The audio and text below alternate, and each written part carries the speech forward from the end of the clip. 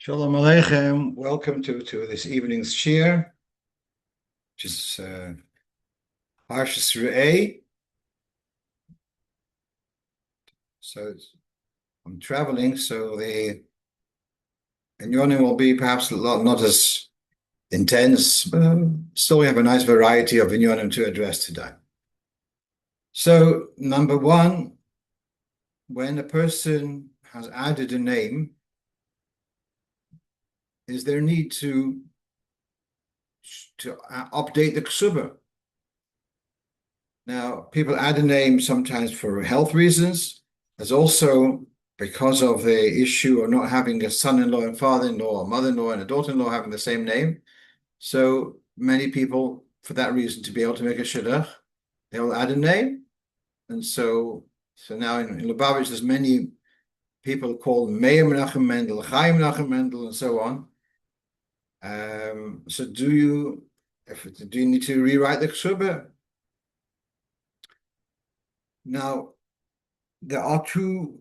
There's a standard ksuba. There's two other forms for the ksuba. One is called ksuba de irkasa. One is called ksuba de ishtakach botausa. If a person had lost the ksuba, if a woman had lost the ksuba, then to replace the lost one. So the nusach that we had a ksuba and it got lost. We have another that the ksuba happened to be reviewed and it was seen that there was a mistake in the ksuba. So that's called the ksuba de ishtakach botausa. So that's going to be reflected in the nusach of the ksuba. Here we do not have a standard form. Oh, well, really, the ksuba was perfectly kosher. But because of a change of the name, therefore, we want to do a new ksuba. We don't have a traditional nusach for that change of a ksuba. So start inventing a new nusach. So here you have on the screen from the Minchas Yitzchak. He was in Manchester, later in Eretz Yisrael, in Yerushalayim. Rav Weiss. So he does recommend to change the ksuba, to update the ksuba. But then later on he says, Ha'olam noidniz haru boseh. It's not generally the olam are not so particular about this. And he says a limud zchus, because having the ksuba with the old name is not as if you are married without having a valid ksuba, because the main thing is that the ksuba has to be enforceable. If it's not enforceable, then it's meaningless. But if it's enforceable, so it's valid. So all right. So today is called Chaim Meir Menachem Mendel, but it's not going to be so difficult to find witnesses to say, yeah, Meir Menachem Mendel, but when he got married, he was Menachem Mendel. So you can't just say, dismiss it. Oh, it's not a genuine document. It's not been too difficult to enforce it. And on that basis, he supports the minhag ha'olam not to start updating the ksuba because of an added name. And as I say, it's a little bit not so straightforward to do this, and it's not so widely done. Right. The next thing is, someone asked me, I don't have a slide for this. There was a family, a couple. He was married before, she was married before, and now they're getting engaged. And at the engagement party, so his parents are already passed away. Yeah. Her mother is so frail that she's not able to even to break a plate. So how important is it to break a plate? So in my mind, as I say, I'm traveling, I have a list from Rabbi Chaikin from Cleveland, or Sein Gesund, of the differences of a wedding for a second versus zivug sheni for second wedding. I have a vague recollection that you don't break a plate altogether, but I don't have it in front of me. But I just to say the following, that generally there's an approach that for zivug sheni, it's a downplayed celebration. And they play on the idea that the first luchos, which given with the whole kolos brokim, with the whole fanfare, and they didn't last. The second luchas, which were given discreetly, they lasted. So there's this idea of a second wedding is dafka. The choice is to make a dafka on the low key. This may be also the reason why it's not done in the open air. It's done indoors, not in a shul. There's a separate inyan that by Charedesh Yidden we don't make a wedding inside a shul because that's copying what lahavdil other faiths that they take their vows before the altar, etc. So we don't do a wedding in a shul, whereas there are for sure we know there are many communities who do. There's something that's discussed in Stei Chemed, but make the wedding indoors. So again, because of less publicity. Also, some say not to have musical instruments at the wedding. That's a difficult thing to sell nowadays, but fine. But possibly, what's the reason of breaking a plate? So the way it appears in Poskim, it's the announcement. The smashing of a plate, which makes a big noise, that is like to announce that there's been a shidduch has been confirmed. So possibly for that very reason, it may be that for a zivuk sheni, there's no need for that to keep it a bit quieter. Just one more point about this. There is a well-known vort, which again I didn't trace now. Why is it by a vort we break a plate, and by chasana you break a glass? The answer is that there's a commitment of a vort, there's a commitment of a chasana. Glass, if it's broken, it can be remolten and reformed. Clay, if it gets broken, it's irreparable. And so the commitment which is made under a chuppah is a commitment which there is, if it doesn't work out, al pi Torah, there's something called a get. So it is like glass, which is the whatever the commitment is, it's reversible. Whereas when you give your word, if it's you to unilaterally step away from it, that's not okay, and that's the idea of klicheres, that it's once you've given your word, you can't change it. Okay, but that's a side issue. The main thing is that there is grounds to say that it's not necessary to break a plate. Number one, and number two, that's what you're saying about who breaks the plate. Is lav dafka the mothers who have to break the plate. It can be other people also. It can be krovim. Have cases where there's no parents there, so someone else breaks a plate. The main thing is the breaking of the plate. As I say, it's an announcement of what's going on. That there's been a new shidduch. Right. Let's go on to the Hayom, question number 3. So Hayom Yom of Yutes Elul goes through the seder of when people who wear 4 pairs of tefillin.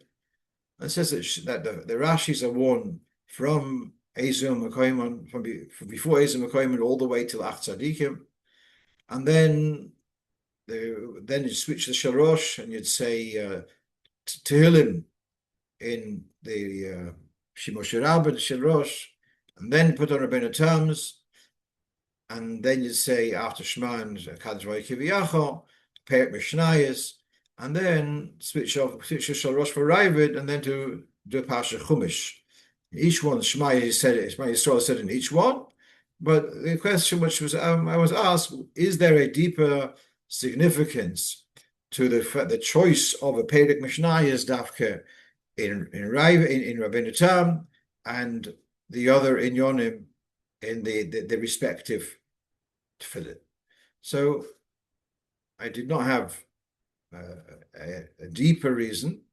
On a simple level, there is the inyan, but let's take a look at Rashi's. Is the main tefillin, and following on is Tehillim, which is a hemshot to tefillah. Therefore, for Noshim Kerakenu, we say the Tehillim also in Rashi's. And then we have the next thing is Rabbeinu Tam's. Again, Noshim Kerakenu, we taught on Rabbeinu Tam's. There is an inyan of learning something. in Rabbeinu Tam's tefillin, particularly learning Indian of halachas, of mishnayos, as we'll see in a moment. And therefore, that's the Rabbeinu Tam to learn something, dafke in tefillin the Rabbeinu Tam, and the choice of mishnayos, we'll see in a moment.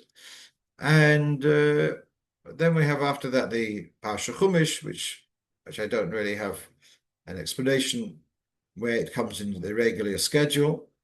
I remember years ago hearing from Ben Siyam Shem Tov Alav Shalom, what is the time of the day you should be saying Parsha Chumash? Tanya you usually do before davening, Tilim is after davening. When do you say Chumash? So he said, whenever you get a few minutes available, you have a Chumash handy, you do Chumash as soon as possible. That was his. All right. So now on the screen we have, on the left of the screen, we have the Kaf HaChaim from Reb Chaim Falaji and comments from the Rebbe Rashab. We mentioned this before, and so we're going to be looking at this entry. So Reb Chaim Falaji writes, Oma Toiv, how good would it be to learn something after davening, even if you're finished the Tikkun HaYoim, the regular daily schedule. I'm not sure what he means by that. Then he says, and here, Shaloi Lishmo, the fact that other people will see, don't worry about other people will see, and they might think that you're more frum than them. Don't worry about that. And he quotes the Lashon, Loi b'chipozo into itseyu, don't rush out of shul. Now then he says, he quotes from a Sefer Pesach Hadvir, in chapter Chofei, and he says about a chazin, Oy toshev b'tira l'harav oir hayoshar. He says, one who does not put on tefillin, be'esek ha-Torah, harehu menuda l'shamayim. The importance of learning Torah while wearing tefillin. Okay, that is Reb Chaim Falaji's comment. And then we have what's more relevant to ourselves is the comment of the Rebbe Rashab. And it's so interesting because these comments don't come across as corrections on the Chaf HaChaim. Sometimes they seem to be just, he wrote down a message which he wanted to give over, although we just kept in this volume for over a century.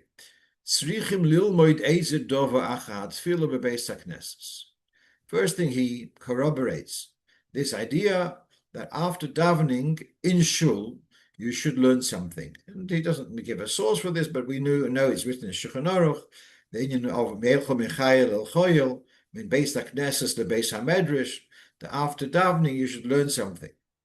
Number one. So to learn something after davening. Ma toiv b'tefillin. Second point is that this learning after davening is recommended to be in tefillin. To be sheyiskayim etzli ha'yis'eirus shebetfilah al kol hayom. That the inspiration and the uplift which you had in davening, this should be now extended to the whole day. And by learning some Torah, wearing tefillin, that seems to be effective in this bridging from the inspiration of davening to the rest of the day. And the third thing he says, v'toiv lilmod mishnayos. And so learning after davening, number one, not in shul. Number two, learning after davening in tefillin. And third thing, learning mishnayos after davening. V'gam yodua tefillah is rotze and Torah is shuv. And rotz libcha shuv, you had the inspiration of davening, and now you learn something. It's like bringing inspiration down to earth. So this is where we're seeing that the Rebbe Rashab is not talking about Rabbeinu Tam specifically. He is saying, however, there's a mile learning and in tefillin, and particularly to learn mishnayos. And then on the screen you also have the comments of the publisher, of the editor, and he brings the idea of kol hashoyne halochos b'chol yoyim, one who learns haloch every day. Halochos every day is assured to be a ben olam habo, and he quotes from the other Kaf HaChaim to say that there is an emphasis particularly to halachos, and by learning mishnayos you mekayim this inyan. And then he has here how Mishnah is Osis Neshama. And so by learning Mishnayos, it breaks the clipper and it maybe allows the neshama to shine. And this will be the bridge to take the inspiration of tefillah for the whole day. Okay, so what we're seeing here is there is a particular mile limit Mishnayos after davening, and particularly in tefillin. And so, all right, so it's put together with the Rabbeinu Tam.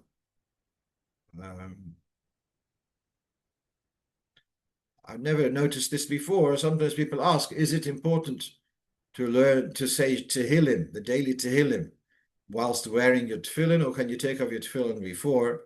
So possibly the fact that it says here that the tefillin in the Hayom Yom, that the Tehillim should be said with Shimush Rabo, perhaps tells us it should be said in tefillin. And if you're not wearing Shimush Rabo, so perhaps it should be said with the Rashi's tefillin. Right. In other words, well, I'm taking the liberty of saying that the messages, people ask, why did the Rebbe see the need to include in Hayom Yom the order for those who wear 4 pairs of tefillin? Since it's not Shavah L'chol Nefesh, it's only Yechidei Sgula, so why do you give it? So I'm saying you look at this and you can say, all right, I'm not wearing 4 pairs of tefillin, but I can apply some of it in my own Seder HaAveda. We go on to the next point, and that is about does a married man recite a bracha each morning for the tallis cotton? So one of our dedicated listeners is Davos Nusach Ashkenaz. He says, not only married men wear tallisim, in Ashkenaz minhag, even a bocher will wear a tallis, and even a young boy under bar mitzvah will also wear a tallis. Yeah? So true. So my apologies. The question is true for married or not married. The question is, we have a bracha when we put on our tallis in the morning. We say the bracha lis'atev b'tzitzis, to enwrap ourselves with tzitzis. And then we have a bracha for the tallis cotton, which we don't wrap ourselves with, we just put it on. And there's a nusach bracha al mitzvah tzitzis. And the question is, the same person who at 7 o'clock or 6:30 is going to put on a tallis cotton, and at 9 o'clock is going to put in a tallis goggle, does he say 2 brachas, one at 7 o'clock and one at 9 o'clock? Or does he just wait around with the bracha of tallis cotton and incorporate it with the tallis, the bracha on the tallis goggle? Now, let's first read. Again, we have here a piece from Reb Chaim Falaji and a comment of the Rebbe Rashab, which is very, very interesting.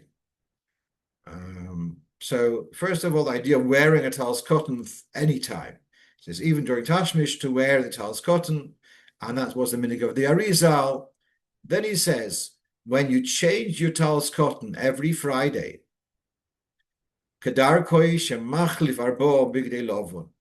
Talks about on Friday you should change the 4 white garments.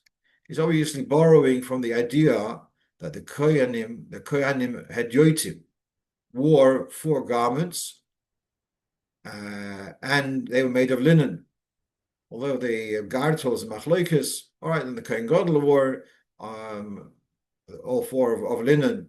So this idea of Shabbos changing into fresh clothing. So the tallis cotton should also be changed. Of course, tallis cotton is not linen; it's made of wool. Fine. So when you change your on Friday, and I'm sure I've said this before, but it perhaps deserves to be repeated, that people know that for Shabbos you have dedicated Shabbos clothes. People also know that for Shabbos, your underwear, etc., you put on fresh, not necessarily dedicated for Shabbos, but clean clothing, clean shirt, lavdafka dedicated for Shabbos. You put on a clean shirt with covered Shabbos. The tallis cotton, what about that? Does it have to be a different one? Does it have to be? So Rapashis, it should be either dedicated to Shabbos, so you have a different one dedicated to Shabbos. If that's not so practical, at least it has to be a clean one. It doesn't make sense that all the other clothes are clean and dedicated to Shabbos, and the tallis cotton is having the same sweat which you've had for the last 3 months. Doesn't make sense at all. So here you see that the Kaf HaChaim is saying before Shabbos, When you get dressed for Shabbos, you change to a different tallis cotton.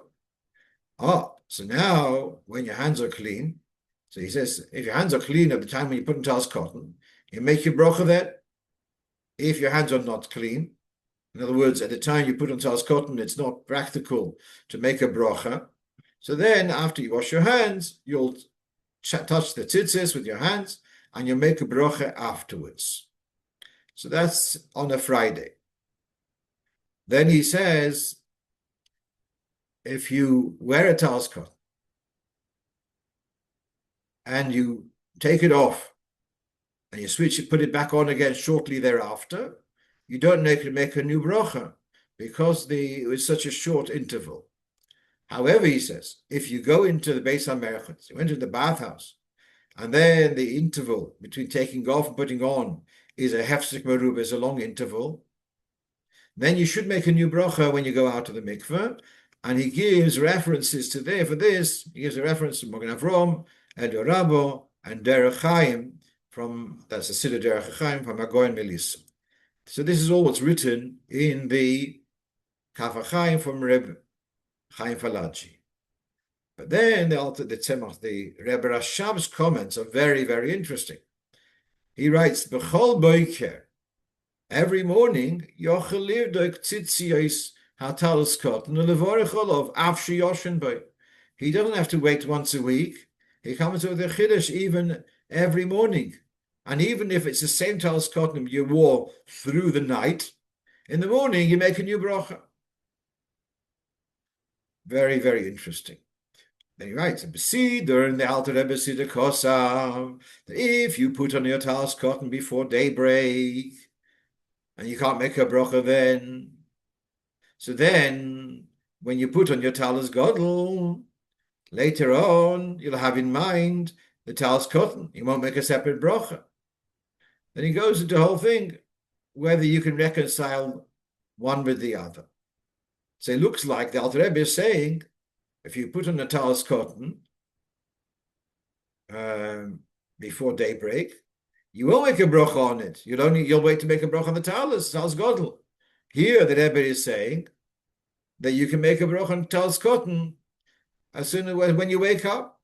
You don't have to, not even if you switched it, which is very interesting. We're going to now read carefully the Hayoim Yoim, which to my mind is clearly not like the minhag which the Rebbe Rashab writes.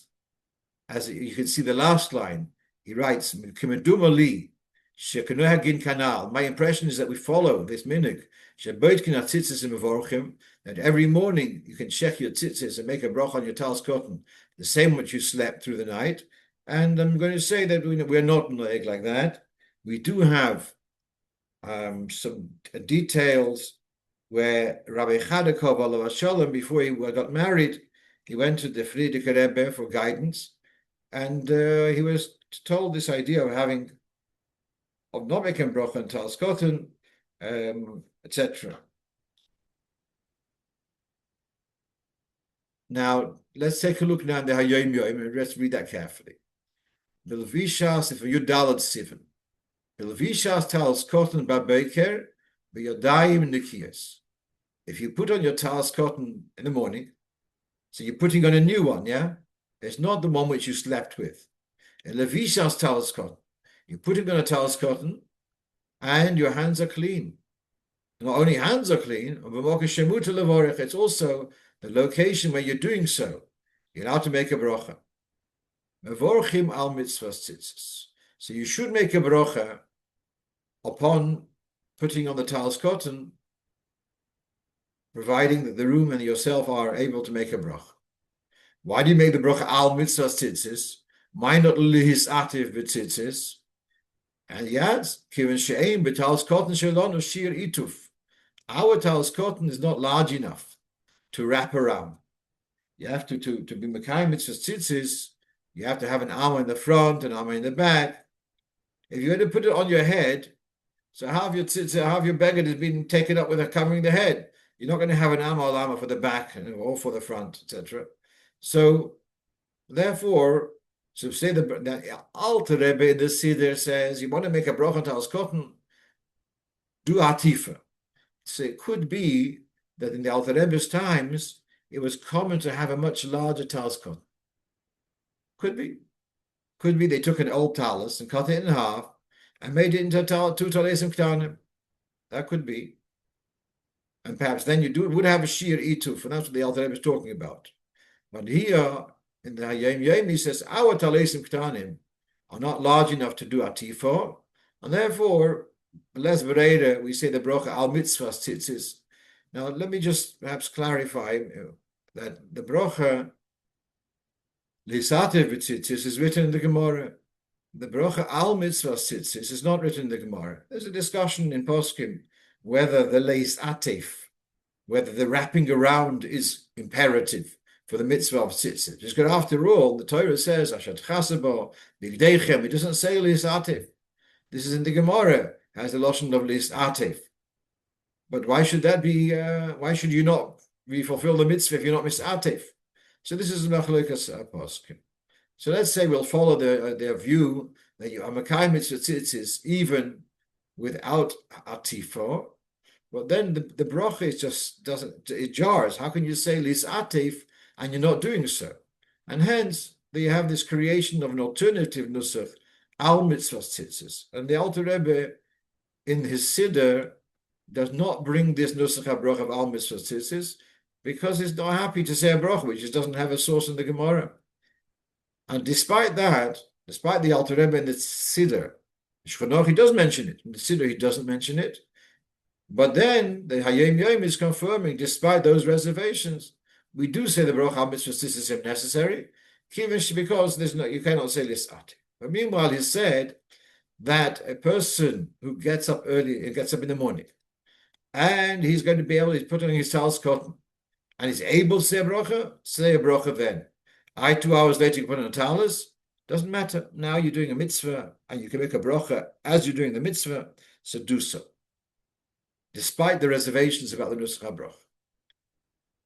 But that is, I must say, largely irrelevant. Because most of us, when we get up in the morning, wash nagavasa, then use the bathroom, brush your teeth, get dressed, and when you're getting dressed, you've just touched parts of your body with which warrant you have to wash your hands. You can't make a bracha then. So most of the time, most of us, when we're putting on our tallis cotton, especially if you put under your shirt, not rather over your shirt, when you're putting your tallis cotton, you cannot make a bracha because your hands are soiled. As a result, we go into the second category. Im osu levorech. If you are not able to say a bracha when you put in tallis cotton, then we have koidem atfilah. Before davening, if you're not wearing a tallis gadol, you mashmish b'dal tzitziyosov, you touch the 4 tzitzis, and you make a bracha then. Okay, so what we're seeing here is that by and large, people who are a bocher, if he puts in his tzitzis in the morning, a fresh pair, and he doesn't say a bracha then, he'll wait till koydem atfilah, which is a mystery. Why does he have to wait till then? Why can't he say it right away? I don't know. Perhaps it's because if he goes to mikra and he comes out, they're going to be a child, make another bracha actually because of that. Could be. But for the ingerman, for a married man, so then he didn't say a bracha in the morning because he wasn't able to make a bracha. He's a mocking also levarich. And then he might see the tallis cotton with the bracha of the tallis gadol. So we've got here the Rebbe Rashab is talking about making a bracha on the tallis cotton when you woke up, even if you didn't change it.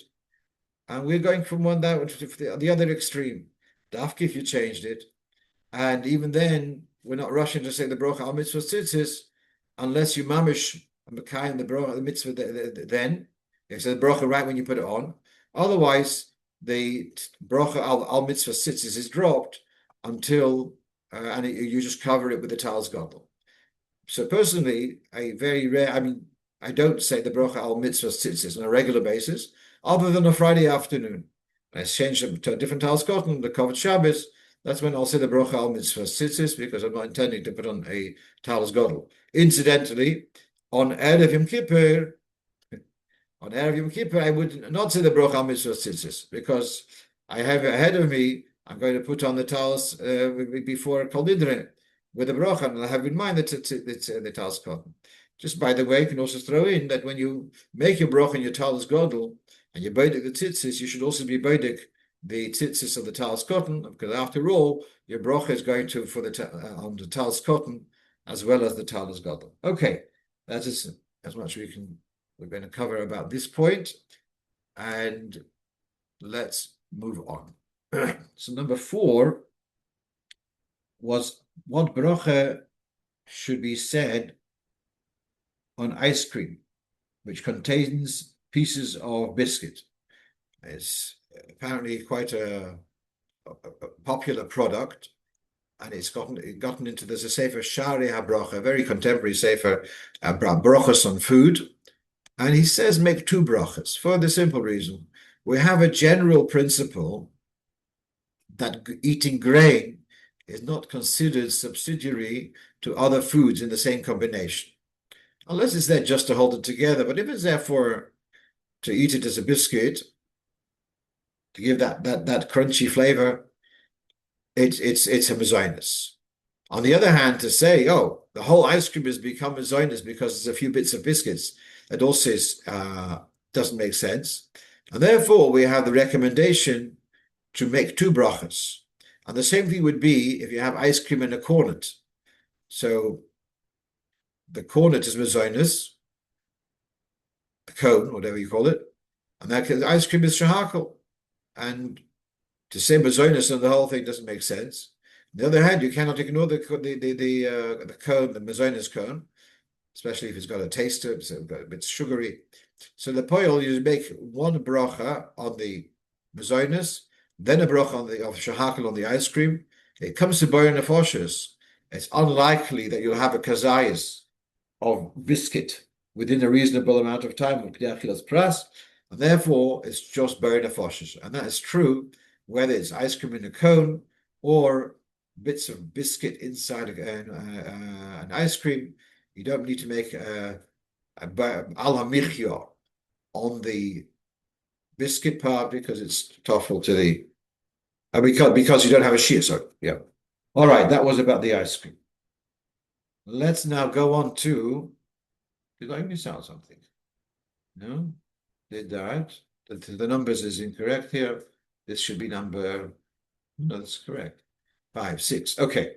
So here's a question about calling up to the Torah a man who's wearing short trousers, and the shliach tells me that generally he's avoided doing so. So what you have on the screen here is from the Piskei Teshuvos, from Hilchos Tefillah, and talking about standing in Shmona Esrei, to stand in a respectful way, Oimid Lifnei HaMelech. Then he says, so all right, in our society, you would, in presence of Anoshim Chashuvim, you'd wear a suit, you'd wear a jacket, and all right, a hat in the Goyish society now is no longer a choshev thing to do, but Bayas, the hat is also part of it. But there are elements in society from Yidden, I'm sure Shabbos, but by them is a shirt and a kippah, pasruga. But then then there'd be oimid lifnei hamelech in that way also in Eretz Yisrael. It's a very popular level of dress. So for them, it's not such a problem to daven Shemona Esrei in that way. And then what about davening without wearing socks? So if it's a place where people go around barefoot or with open sandals without socks, so then again also that would be okay. But then he says, also short sleeves and short trousers, zulas kesheligoshim lefnei ha'amud keshliach tzibur, with the exception when this person is going to be a chazan, shetzrichim leisatef gehoigen. As a chazan, they should be dressed more properly. So in the Welt, a chazan wears a tallis. So in a Chabad shul, where we're not insisting on a tallis for chazan, but if a person's wearing short sleeves, perhaps he should be encouraged to wear a tallis instead. als kavod hatzibur. Then he says, "V'chein bal yosem l'Torah." Also, when having aliyah l'Torah, so the short sleeves and short trousers, whilst for the person's own tefillah, it seems to be acceptable, and even though it's considered omid lifnei hamelech, and that's good enough, and yet I'm not totally sure why, but when it is to stand in front of the tzibur, then there's expectation that it should be dressed better, and as a result, he's discouraging giving an aliyah to someone who's wearing short sleeves or wearing short trousers. Again, this might change according to the norm in that part of the world. But, okay. And, it's for a person wearing short sleeves, it's not such a big deal to give them something to wear, a jacket or a tallis. What you're going to do is wearing short trousers. What are you going to do? Give them a pair of trousers. It's going to be it's a difficult one to follow up. Right. Let's move on. So now, I think last week we had a discussion about Shnayim Mikra. I went to do the Mavasedra that came up, and in passing, I had mentioned how personally I do Mavasedra on Shabbos morning, and so someone sent me this clip from a letter of the Rebbe, where the Rebbe says the mitzvah is to be Mavasedra on Friday, and only by oinus oisen zeh Shabbos. And if you didn't manage on Friday, then you do it on Shabbos. Fair enough. My dilemma is the following: that on Friday there is a mila to say Mavasedra without an interruption. And on Friday, it's the busiest time for people asking shilas. So here's my dilemma: to say on Friday and anticipate to be interrupted, or to say on Shabbos, which is not the right time, it's later than the right time, but which will be without interruptions. So this is my dilemma. Okay. What do we have here? This is from Simaresh Pei, that there's one opinion which says to do Mavasedra Erev Shabbos after Chatzos. There's another opinion to say Erev Shabbos right after Shachris. Now then he adds, V'shaloi lahafsik klal be'emsa.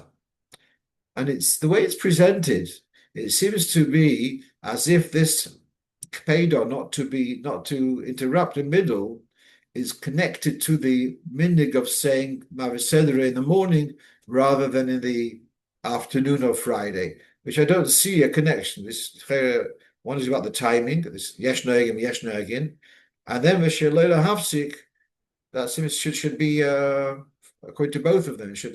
But the wording is a bit confusing to myself. Okay, let's go on to the next point, and that is about a Kaddish. So, a person who's in the year of Avelos, one litzlan, or a parent, will say Kaddish every day, and if he's able to, he davens at the Yomid. And by doing so, he's able to accrue a number of 16 Kaddishim. And what's the significance of saying Kaddish 16 times? So there's a basis on the Zohar that a Kaddish brings a relief, a respite for neshama in the Olam HaEmes, gives a respite for an hour and a half. And since there are 24 hours in a day, so 16 Kaddishim gives 24 hours of respite. That's the cheshbon. Now you can see I made the effort of listing all the Kaddishim according to the Seder HaTfilah Hanog B'Chabad nowadays. As you can see, with 3 times saying Mishnayos after davening, you have 18 Kaddish. You could say that our Seder was before they introduced the Indian of saying Tehillim every day. So there would have been 17 Kaddishim. Here's the question: why, if there are you already have 16 Kaddishim, why are you still saying Mishnayos and a Kaddish D'Rabbanon after each of the 3 tefillahs?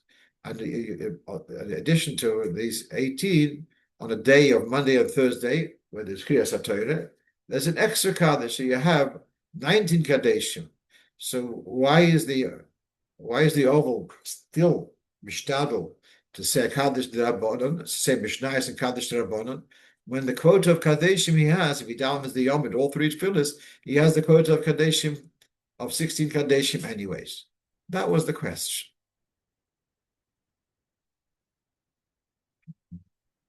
Yeah. So someone was one of these WhatsApp groups. Someone had said he had heard that there's a diuk not to say more than 16 Kaddishim. So good news is that there's a Mefurish Sikh of the Rebbe to the contrary.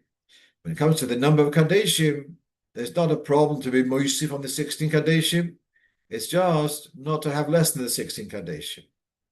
And you can quote the Zohar about the hour and a half.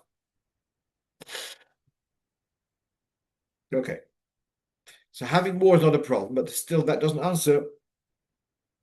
It's not a problem, but why are you making an emphasis of Dafka, saying Mishnayos and adding Kaddish? And just to understand one point, that when there is no Chiyuv, to say Kaddish, then we don't have Mishnayos after Daphne. It's not like the Kaddish after other parts. Tzibur say a thing, and then you say a Kaddish after, but the Kaddish after Mishnayos is only there to enable the oval to say an extra Kaddish. So here's the question: he's already got his 60 Kaddishim. Why is he saying Mishnayos again and again after each tefillah when you could really have dispensed with that? So that was the dilemma. That was the question. So what I'm suggesting, a chiddush, is the following: you're looking Kisvi Arizal, and you can see here. This is from the Kaf HaChaim. This Kaf HaChaim, I think, is Siman Nun Hey. So Kaf HaChaim generally brings things from the Arizal, and the Arizal would refer to the Kaddish, the Rabbanon, as Kaddish D'Yasme. The Kaddish said after Kaveh, after Peter Maktoires, that's the Kaddish of the orphans. Now, that is because according to the Sfardim, it's not a standard thing to say Kaddish after Olein. So which is the last Kaddish? So the last Kaddish is the Kaddish after Ein Kelekenu, after Peter Maktoires. That being the Kaddish Basra. So it's known as the Kaddish D'Yasmin. It's interesting, the Sfardim, the Kaddish after Shir Shal Yoim, they don't call it the Kaddish Yosem. They called it Kaddish Yehei Shlomo. Kaddish Rabbanon after Peter Maktoires is called Kaddish D'Yasmin, the orphans Kaddish. So here we have an interesting thing. Ashkenazim, we do say Oleinu and the Kaddish after. Sabeos the Kaddish Basra is the one after Oleinu. But the Arizal said that the Kaddish Rabbanon is a Kaddish D'Yasmin. So in order to fulfill this idea that the last Kaddish should be a Kaddish Rabbanon and it's a Kaddish D'Yasmin, therefore, Dafka to say again, further Mishnayos, in addition to the Omer Rebbe Lozer, Chanina, etc., with the Peter Maktoires, to say after the whole davening is over, to say again Mishnayos, and then to say a Kaddish Rabbanon, that becomes Taka the Kaddish Basra, and it's Kaddish D'Yasmin, it's Kaddish Rabbanon. So I'm just suggesting that the reason for saying the extra Kaddish with Mishnayos and Kaddish is to be able to have that the Kaddish Basra should Taka be a Kaddish D'Rabbanan. If someone has a better explanation, I'll be very happy to share it with the Tzibur in the future. Okay, we're going on to our next question, and that is, someone writes to me, he went to the Yomid, to buy the oil or something. People are davening, he needed someone to go to the Yomid, he got to the Yomid. So he finishes off Rabbi Yishmael, David Laman Sefer, and then you're Yotzid, and he starts Kaddish. But then, as he starts Kaddish, there's someone who starts saying, "Oh, he's Kaddish." So someone who is present is saying Kaddish. Many people say Kaddish for a relative or someone else who there's no relative is saying Kaddish. So he jumps in and says Kaddish. Oh, if you're saying Kaddish, I don't need to say Kaddish. The Chazan Doesn't need to say Kaddish before I do. If someone else is saying Kaddish, it's optional. So he stepped back. You're saying Kaddish, I don't have to say. So this is a question. When someone started saying Kaddish, thinking there's no one else saying, and then someone else starts saying, is it okay to stop short? Well, you started, you have to finish. This is the question. So I looked around and I didn't find this question addressed clearly. It's not limited to Chabad, it can be in other circles also. You started Kaddish, and then someone else started saying Kaddish. Are you allowed to stop? So here we have a story which is printed in Sefer HaMinhagim. It was once on a Monday or a Thursday. It was the year where the Rebbe Rashab was in Avelus after his mother. When did the Rebbe Rashab's mother pass away? I don't remember now. Okay, so that was the Rebbe Serifka, I believe. So after he was in the year of Avelus after his mother's passing, so the Rebbe Rashab moved from his place to go to the Bima to say Kaddish after Kriyas HaTorah. By the way, it's interesting. Many Avelim make a point of getting every Monday and Thursday, getting the third aliyah. The Rebbe Rashab apparently wasn't there. He was standing by his place. Said came Kaddish. So he walks over from his place towards the Bima to say Kaddish. Meanwhile, someone else had started saying Kaddish. He didn't realize that the Rebbe is saying Kaddish today by the Bima. But when he saw that the Rebbe is coming over to the Bima, so he stepped back. So in the middle of Kaddish, he stepped back. Rebbe Rashab told him, he motioned to him to stay here. The Rebbe said Kaddish, and then he told him, you also now say Kaddish. So what I'm seeing from this story is the fact that he stopped in the middle of Kaddish doesn't seem to be such a terrible thing. Otherwise, why would they say Lashon Hora about him? All right, so it was okay for him to stop, and the Rebbe Rashab would say the Kaddish. The Rebbe Rashab, nevertheless, did encourage him to say another Kaddish, to say the Kaddish again. And we've gone through this in the past, where here there's a difference between the Ashkenazim and the Sfardim. The Ashkenazim see the Kaddish after Kriyas HaTorah as it's primarily the prerogative of the Baal Koireh. If the Baal Koireh is a nice fellow, he'll allow someone else to say it. Whereas by the Sfardim, it's the Chatzchila seen as a Kaddish for the Yosoimim, like you have a Kaddish after Sheshoyim, etc. There's also a Kaddish after Kriyas HaTorah, and as a result, by the Sfardim, it's accepted that there can be several Avelim, Rahman al-Islam, saying that Kaddish after Kriyas HaTorah, which also has a bearing. I was Shabbos, I was in Gan Yisrael, and there was a boy, a 10-year-old boy, whose father passed away about a month ago, and he was saying Kaddish. So the Kaddish, after Kriyas HaTorah, they told him to say this Kaddish. And this is really dependent on this machlokas between the Ashkenazim and the Sfardim. Is this Kaddish a Kaddish, a voluntary Kaddish, so to speak, which is a Kaddish Yosem, or is it part of, say, that Tefillah, Dafka should be an adult? It may be contingent about machlokas, but I told one of the organizers that Kaddish is shouldn't be given to an under bar mitzvah. It should be said either by the Baal Koireh or by someone who's over bar mitzvah. Let's move on. What do we have now? About clearing up after the Kiddush. So someone asked, last week we had this thing about the ladies' auxiliary. They want to tidy up after the Kiddush and wash the dishes because they are anti-disposables. And so it's a whole avodah of washing the dishes and putting dry cleaning, whether they could do that on Shabbos after the Kiddush. And we said that doesn't seem to be okay. Actually, in Shul here, I picked up a sefer called Migdal Tzoifim from Rav Gedalia Axelrod, Rav in Haifa. And he had a similar shaila about a Shabbos afternoon club, Misiba Shabbos, and they use a classroom.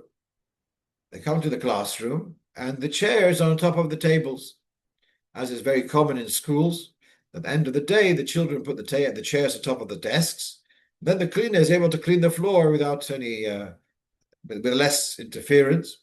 So the kids come into the classroom, they take the chairs off to sit down on them in this classroom. When they finish, can they put the chairs back on the tables to leave the room the way they left it? So that he says that's okay, because it's not a tircha gdoila, it's leave the room where you left it.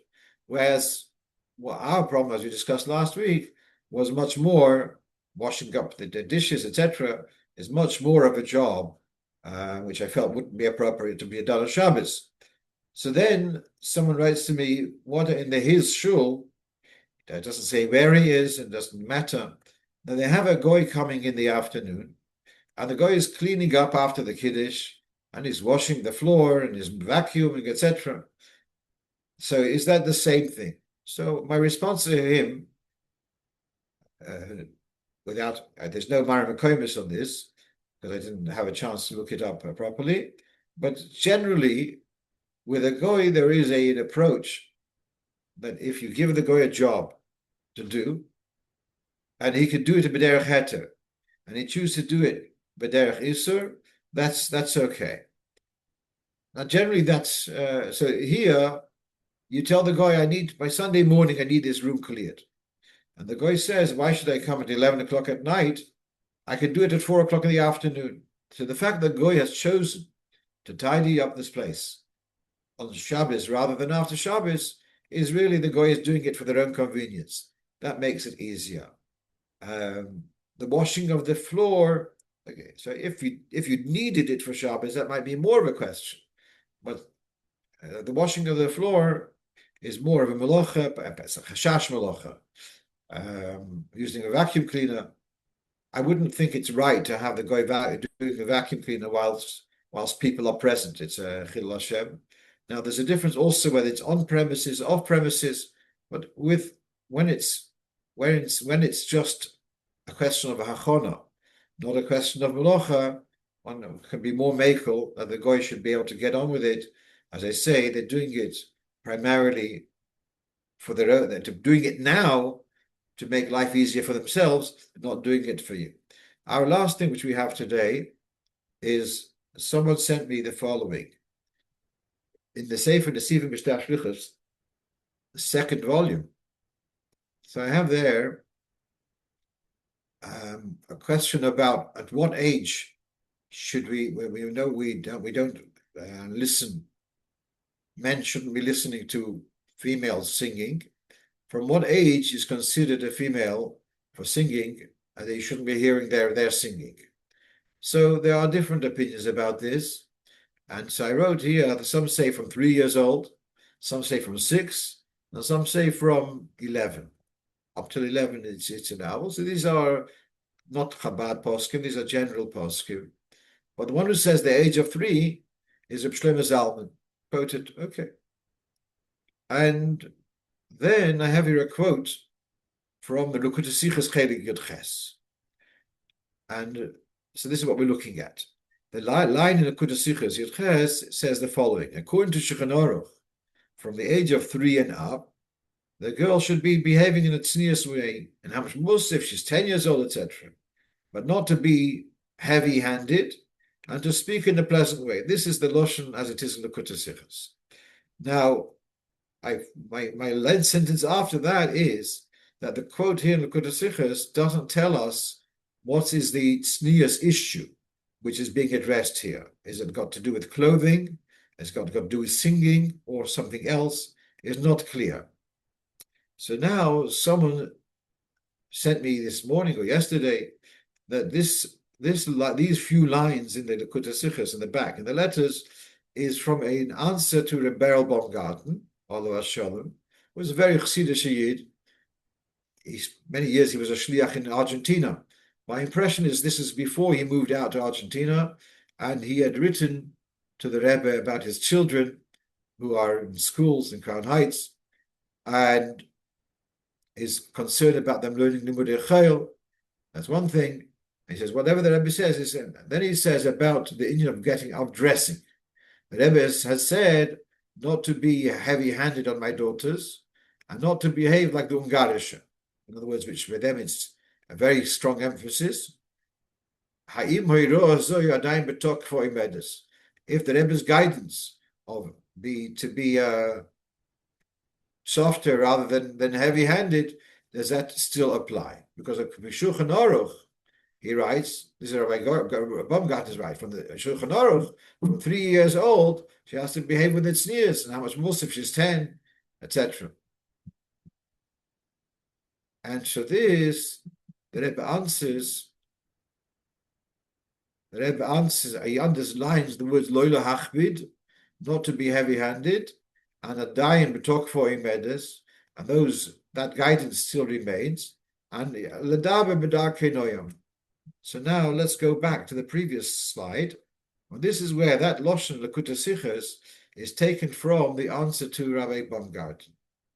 So what's interesting is the opening part, that the Shulchan Aruch requires from the age of 3 upwards to behave in sneers. That was written actually by Rabbi Baumgarten in his letter. And the Rebbe looks like adopted this. It should become part of the Rebbe's message. But this is just to finish off. My question was: is this talking about singing or is it talking about clothing? So from the background, we see that it's talking about clothing, and the Rebbe is saying from the age of 3 and onwards, it's the clothing should be b'tznius. And how much more if she's older? Again, that's also from Rabbi Baumgarten's words. And then the Rebbe had said, "Lo lahachbid oil," not to be heavy-handed. And the you saw what that is indicating. Or to speak in a pleasant way, and that's the way you'll get through your message in an effective way. They should be ifan. So that's a bit of a birur. So it's very unusual that you have, I don't know how actually, that there's a letter of the Rebbe published in the Lekutei Sichos. Half of that letter is actually the Loshen of the Shoyel. It's not so rare. You have also a similar letter about mezuzah beheket tzir by a side door. And the Rebbe says, the way it's written in the Lekutei Sichos, gam b'pesach tzedodi noyagin lefi heket tzir. And that Loshen is really not the Rebbe's Loshen. It was written by someone called Rabbi Zalmanov, who wrote into the Rebbe, and the Rebbe responded like 1 or 2 words. But that became a hero, taking the wording of the Shoyel, and then the Rebbe's answer, putting it into one thing. And the letters in the back of the Sichos were all Mugger. So therefore, it doesn't matter where it came from. The point is that the Rebbe released it under his name. That there should be an Indian of Hanhoga from Gimel Yom Echad, because we know that he's talking about clothing. And so when it comes to singing, then we have, as I said, we have the various opinions. Shlomo Zalman says the age of 3, and others are a bit more lenient. Okay, that's what I have to share with you. And thank you for joining us. I wish you all a good Shabbos, and enjoy the rest of the summer. The Rikah, it should be zeicher to see Binyan Bayis Hashlishi, Mishmatzich Mashiach Tzidkenu, V'simchas Olam Al Rishon.